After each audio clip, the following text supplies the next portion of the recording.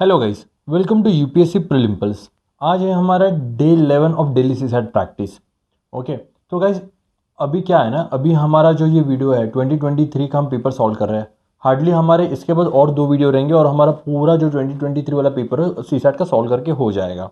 Okay, तो चलो देखते हैं आज का क्वेश्चन। तो डेली सीसैट प्रैक्टिस में हम लोग क्या करेंगे, हम लोग 2 पैसेजेस प्लस 4 कॉन्ट्स के क्वेश्चन सॉल्व करते हैं। ओके, तो आज हमारा डे 11, तो चलो स्टार्ट करते हैं।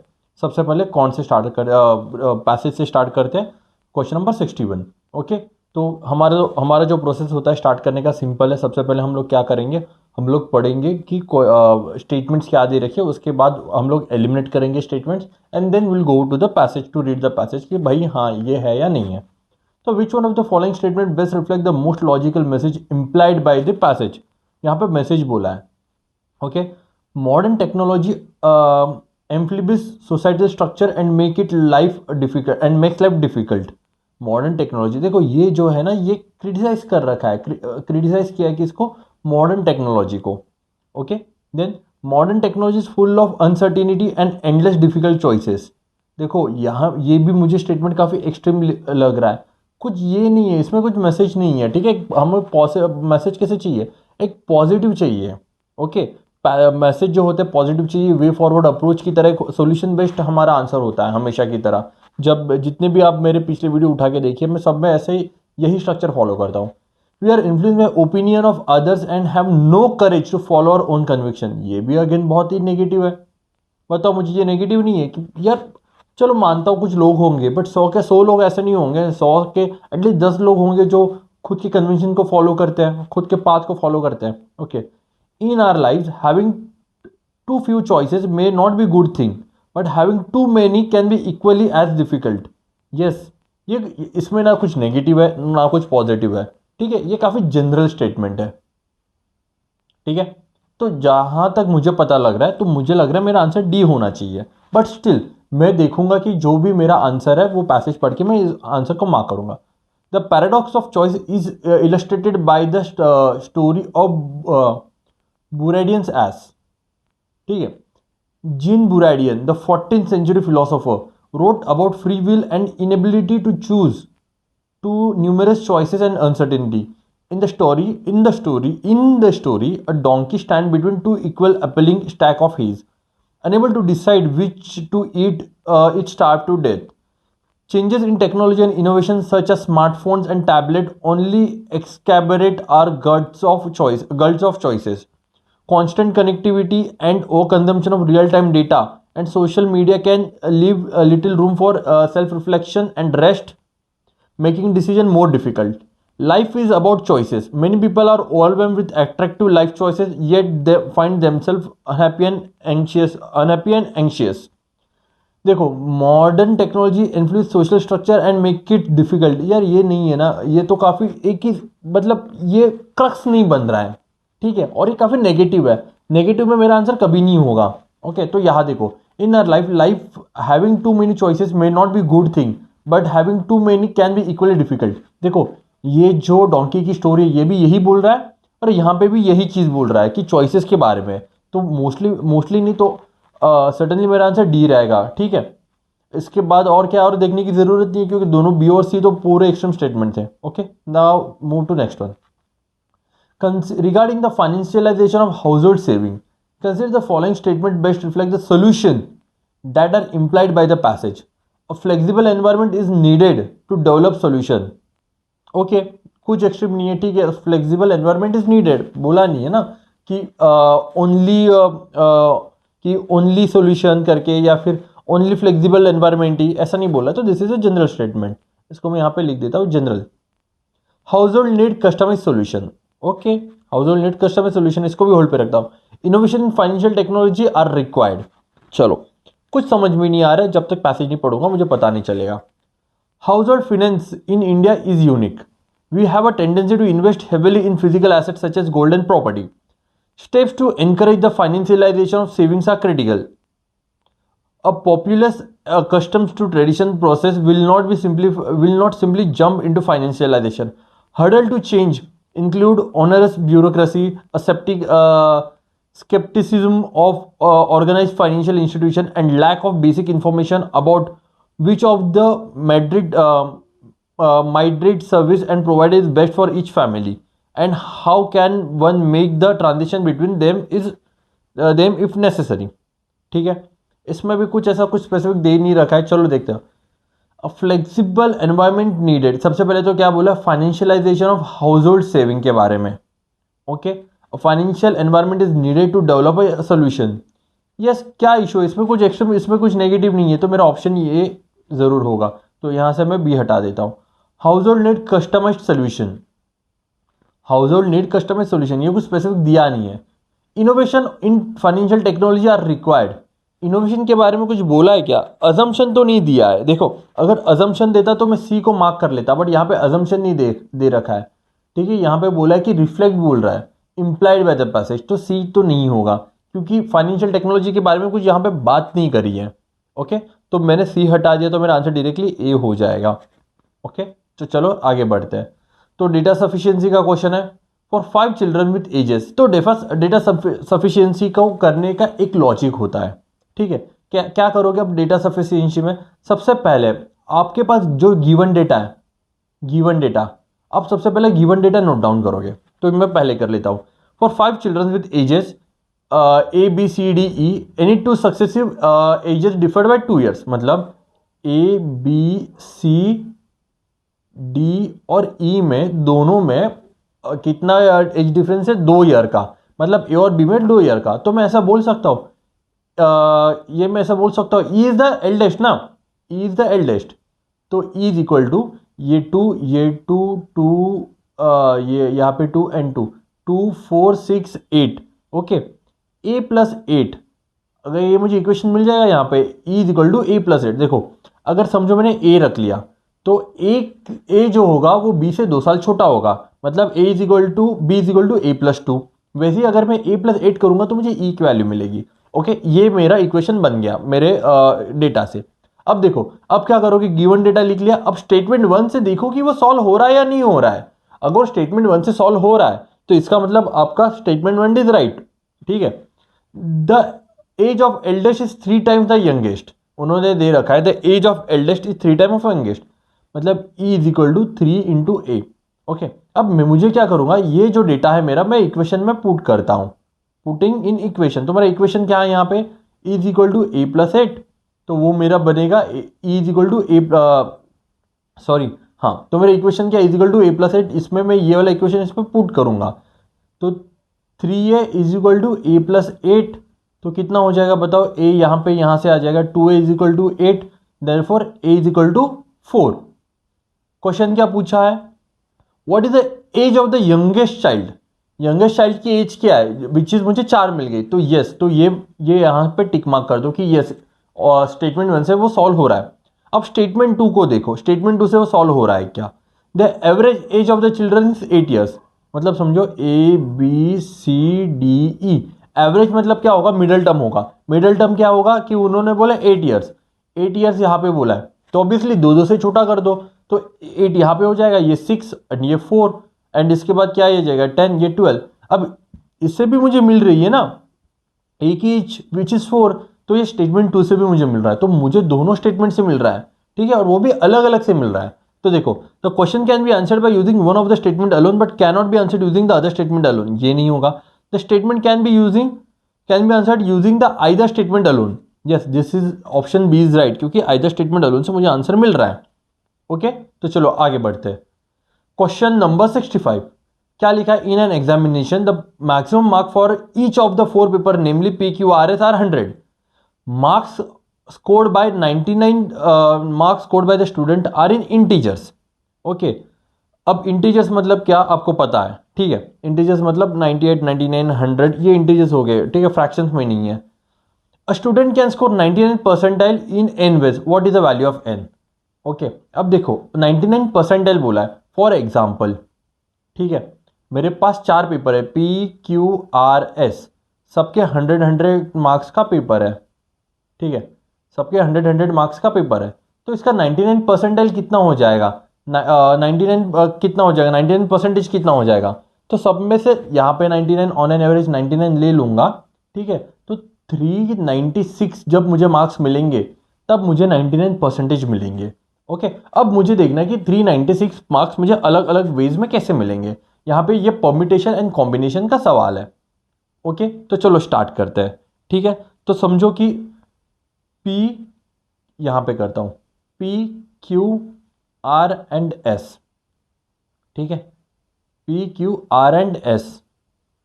ठीक है, तो समझो कि सारे पेपर 100 मार्क्स के, तो समझो कि सब में मुझे फर्स्ट पे सब में मुझे 99 मार्क्स मिल गए। 99 मार्क्स मिल गए। ठीक है, 99 मार्क्स मिल गए। तो मेरा परम्यूटेशन एंड कॉम्बिनेशन का जो मेरा ये है, क्या बोलते हैं, कॉम्बिनेशन का क्या सॉरी फॉर्मूला है, वो कैसा हो जाएगा बताओ मुझे। कॉम्बिनेशन का 4 फैक्टोरियल अपॉन कितना हो जाएगा, 1 2 3 4, वापस 4 रिपीट है, अपॉन 4 फैक्टोरियल। ठीक है, तो कितना हो जाएगा, तो ये this will become my 4 into 4 into 4 upon 4 factorial, ये 1 हो जाएगा। ओके, ये कॉम्बिनेशन का परम्यूटेशन का फॉर्मूला है। उसके बाद समझो अब क्या करूंगा मैं, पी को मुझे 100 मार्क्स मिल गए। ओके, एंड क्यू में मुझे 98 मार्क्स मिल गए। देन इसमें 99 और 99, ये भी तो यही चीज हो रही है ना। 396 से तो मार्क्स बन रहे, तो ये देखो 4 फैक्टोरियल अपॉन 2 रिपीट हो रहे हैं, 99 99 अपॉन 2 फैक्टोरियल। इसको सॉल्व करो, 4 इंटू कितना हो जाएगा, 4 इंटू 3 इंटू 2 अपॉन 2 इंटू 1, ये 2 2 cancel, this will become my 12। अब इसके बाद देखो 100 जो है, 100 100 और 97, और यहाँ पे 98 कर सकता 99 कर सकता हूँ मैं। ओके, अब कितना हो जाएगा यहाँ पे देखो, अब यहाँ पे मुझे क्या मिलेगा, 4 फैक्टोरियल, ये 4 फैक्टोरियल अपॉन 100 100 दो बार रिपीट हो रहा है, अपॉन 2 फैक्टोरियल, अगेन ये 12 हो जाएगा। ओके, अब इसके बाद और देखते हैं, ये 3 तो हो गया मेरा, और क्या क्या आ सकता है मुझे, पी क्यू आर और एस। ठीक है, पी क्यू आर और एस। फिर उसके बाद मुझे क्या मिल सकता है, 100 100। ठीक है, 98 98 भी तो हो सकता है, सही बात है, 98 98 भी हो सकता है। तो क्या हो जाएगा, 4 factorial upon 2 factorial into 2 factorial, क्योंकि 100 दो बार रिपीट है, 98 दो बार रिपीट है। 4 इंटू 3 इंटू 2 अपॉन 2 इंटू 2, ये 4 गया, this will become my 6। Okay, उसके बाद और क्या हो सकता है, ट्राई करो, 100 100 100 और 96 हो सकता है। ओके, तो 396 यहाँ पे भी आ रहा है। 4 फैक्टोरियल अपॉन 3 फैक्टोरियल कितना हो जाएगा, 4 factorial upon 3 factorial, which is become my 4। अब देखो और कुछ केसेस बन सकती है क्या, मुझे तो लग नहीं रहा। अब देखो, अब क्या करेंगे, जितने भी हमें ये मिले वेज मिले, सबको ऐड करेंगे, एडिशन, सबको ऐड करेंगे। क्या मिला है मुझे, 1 12 12, कितना हो जाएगा, 1 plus 12 plus 12 plus 6 plus 4, this will become my 10, ये हो जाएगा 24, एंड ये 25 plus 10, this will become my 35। Option में 35 का ये है क्या, देखो मुझे, यस ऑप्शन में 35 है, तो मैं answer will be D. Simple है, चलो आगे बढ़ते हैं। The flags can be design with 4 horizontal stripes with using some और ऑल कलर्स रेड ग्रीन और येलो। 3 कलर है मेरे पास, रेड ग्रीन और yellow. What is the maximum number of different ways in which this can be done that no two adjacent strips have the same color? ठीक है, that two no adjacent strips have the same color। ठीक है, सबसे पहले मुझे क्या बोला है कि कितने स्ट्राइप्स है, देखो कितने स्ट्राइप्स है, 4 हॉरिजॉन्टल स्ट्राइप्स, 1 2 3 एंड 4, और बोला है मेरे पास 3 कलर है, रेड ग्रीन और येलो। अब बोला है कि जो मेरे पास स्ट्राइप्स है उनको मैं कलर दूंगा, और जो 2 एडजेसेंट साइड है, एडजेसेंट साइड मतलब बाजू बाजू वाले, उसके सेम कलर नहीं होनी चाहिए। तो ये कॉम्बिनेशन का सवाल है, ये कॉम्बिनेशन का क्वेश्चन है। अब इसको देखो कैसे सॉल्व कर सकते हैं, ये 2017 में भी ऐसा ही क्वेश्चन आया था, आप चाहिए तो देख सकते हो। ठीक है, अब देखो इसको कैसे सॉल्व करेंगे। अब यहाँ पे ये जो स्ट्राइप है, इस पर मैं कितने कलर लगा सकता हूँ बताओ मुझे, इस पर मैं 3 कलर रख सकता हूँ, सही बात है, यहां पे मैं 3 कलर रख सकता हूं, तीनों में से कौन सा भी एक कलर यूज कर लूंगा। अब समझो यहां पर रेड ग्रीन और येलो है, यहां पे मैंने रेड यूज कर लिया। ठीक है, अब मेरे पास कितने कलर बच गए, ग्रीन और येलो, तो ग्रीन और येलो मैंने यहां पे यूज कर लिया, 2 कलर यहां पे यूज कर लिए। अब देखो जब मैं ये थर्ड स्ट्राइप पे आ जाऊंगा, अब समझो यहां पे मैंने ग्रीन यूज कर लिया, अब मैं यहां पे जो थर्ड स्ट्राइप है वहां पे कितने कलर यूज कर सकता हूं, आइदर मैं येलो कर सकता हूं और ये जो रेड यहाँ पे मैंने यूज़ कर रखा है, देखो एडजेसेंट तो ऊपर है ना, एडजेसेंट तो नहीं हो रहा, तो यहाँ पे red, then again 2 colour. And यहाँ पे कौन सा कलर यूज़ कर सकता हूँ, समझो मैंने यहाँ पे येलो कलर यूज़ कर लिया, तो यहाँ पे अगेन मैं रेड कलर यूज़ कर सकता हूँ, ग्रीन कलर यूज़ कर सकता हूँ, तो यहाँ पे और 2 कलर यूज़ कर सकता हूँ। अब देखो, अब सबको आपको इंटू करना, 3 into two into two into two कितना हो जाएगा, this will become my 8, 3 into 8 24, my answer will B 24। Okay, combination का सवाल था, काफ़ी सिंपल था, कुछ ज़्यादा हेक्टिक नहीं था। चलो आगे बढ़ते हैं। A rectangle floor measures 4 metre in length and 2.2 meter in breadth. Tiles of size 140 centimeter and 60 centimeter has to be laid such that tiles do not overlap. A tile can be placed in any orientation so that its edges are parallel to the edge of the floor. What is the maximum number of tiles that can be accommodated on the floor? Simple है। सबसे पहले मुझे बोला है कि मेरे पास एक floor है, रेक्टेंगल फ्लोर है। कितने बाय कितने का रेक्टेंगल फ्लोर है, मैं थोड़ा बड़ा निकाल लेता हूँ, ठीक है, ताकि आपको समझ में आ जाए। ठीक है, 1 मिनट, बस 1 मिनट देना मुझे। यहाँ पे मैं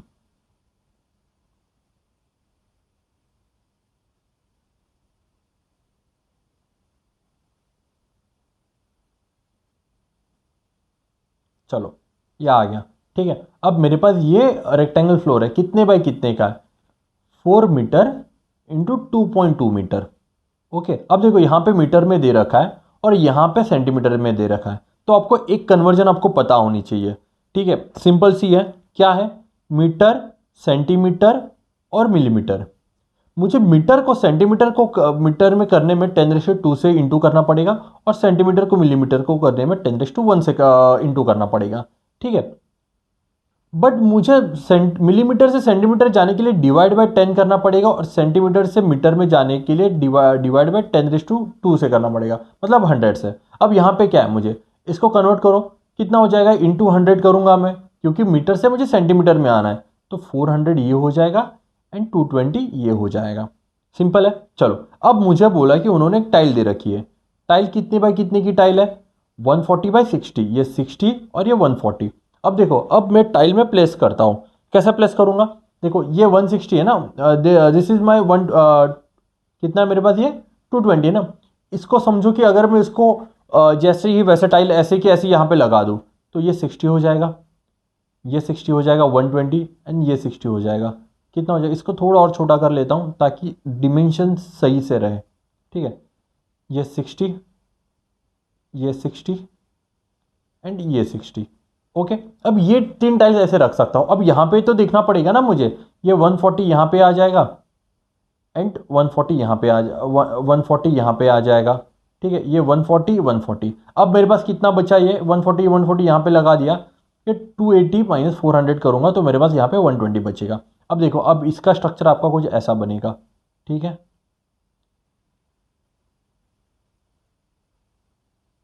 ठीक है, एग्जैक्ट डिमेंशंस नहीं है बट आप समझ सकते हो। देखो कितने टाइल यूज़ कर लिया, 1 tile, 2 tile, 3 tiles, 4 tile, 5 tile और 6 टाइल्स। 6 टाइल यहाँ पे मैंने यूज़ कर लिए। अब मुझे और टाइल्स में यूज़ कर सकता हूँ क्या, उन्होंने यहाँ पे एक चीज़ बोली, इन एनी ओरिएंटेशन, मतलब इसको मैं सीधा रखूँ उल्टा करूँ मेरी मर्जी। अब यहाँ पे मुझे दिख रहा है कि ये 60 है। ओके, जो मेरी ब्रेथ है वो 60 है और ये 120 है, और ये जो पूरा है, दिस पूरा इज 220। तो ऑब्वियसली यहाँ पे मैं 2 टाइल रख सकता हूँ। तो अगर मैं 2 टाइल रखूँगा कितने हो जाएगा, 140। तो 120 यहाँ पे हो रहा है ना, तो 140 कुछ यहाँ पे जाएगा एक, और यहाँ पे दूसरी टाइल आ जाएगी। ठीक है, अब कितना बचा, ये वाला कितना बचा, देखो ये कितना हो गया मेरे, 140 यहाँ पे हो गया, माइनस 220 220 से माइनस करूँगा, कितना हो जाएगा, ये कैंसिल, ये 12, ये 80। तो 80 यहाँ पे बचा एंड 40 यहाँ पे बचा। और कुछ ओरिएंटेशन लग सकता है क्या, देखो यहाँ पे अगर 60 और ये 80, देखो अगर मैं यहाँ पे नहीं, और कुछ नहीं बना, यहाँ पे अगर मैं 60 रखता, ठीक है, बट यहाँ पे नहीं रख सकता, यहाँ, ठीक है, यहाँ पर अगर मैं उसको 60 ऐसा खड़ा कर दूँ, तो ये वाला ओरिएंटेशन मुझे कितना चाहिए, 140 का, बट उतना नहीं जा सकता। ओके, तो कितने हो जाएगा, 6 7 और 8, तो मेरा आंसर विल बी 8। सिंपल था। तो बहुत ही सिंपल से लॉजिक से यूपीएससी क्वेश्चन देते हैं, होपफुली आपको ये समझ में आया होगा। ओके, ऐसे ही अगर हम लोग 2 दिन में इसको ख़त्म कर देंगे, डे 12 और डे 13, हमारा फिर डे 13 तक ख़त्म हो जाएगा। फिर उसके बाद में 10-10 क्वेश्चन लूँगा 2022 and then 2021। Okay guys, thank you so much, thank you so much for watching my videos. अगर कुछ रहेगा तो आप मुझे बिल्कुल मैसेज करके बोल सकते हो। मेरा टेलीग्राम चैनल भी आप ज्वाइन कर सकते हो। ओके, मैं लिंक डिस्क्रिप्शन में दे दूँगा। Thank you so much guys, चलो मिलते हैं अगले वीडियो में।